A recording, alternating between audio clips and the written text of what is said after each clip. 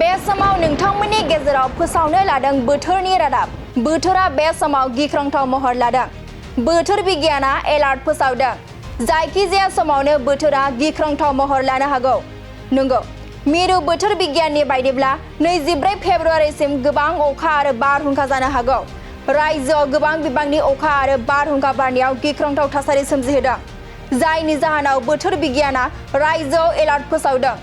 बोथोर बिगियाना एलार्ट फोसावनाय बायदिब्ला तिनसुकिया, डिब्रुगड़, शिवसागर, जरहाट, चराइदेव, माजुली, लखिमपुर, गलाघाट, बिश्वनाथ, कार्बि आंलं, नगाव, सनितपुर, डिमा हासाव बेफोर ओनसोलफोराव बोथोर बिगियाना येलो एलार्ट फोसावदों।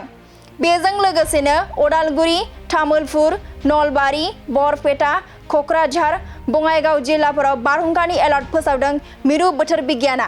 बे समाव नोंथांमोननि गेजेराव फोसावनो लादों बोथोरनि रादाब। बोथोरा बे समाव गिख्रंथाव महर लादों। बोथोर बिगियाना एलार्ट फोसावदों। जायखिजाया समावनो बोथोरा गिख्रंथाव महर लानो हागौ।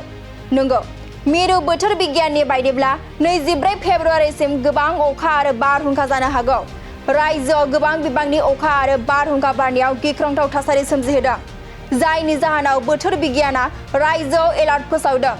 बोथोर बिगियाना एलार्ट फोसावनाय बायदिब्ला तिनसुकिया, डिब्रुगड़, शिवसागर, जरहाट, चराइदेव, माजुली, लखिमपुर, गलाघाट, बिश्वनाथ, कार्बि आंलं, नगाव, सनितपुर, डिमा हासाव बेफोर ओनसोलफोराव बोथोर बिगियाना येलो एलार्ट फोसावदों।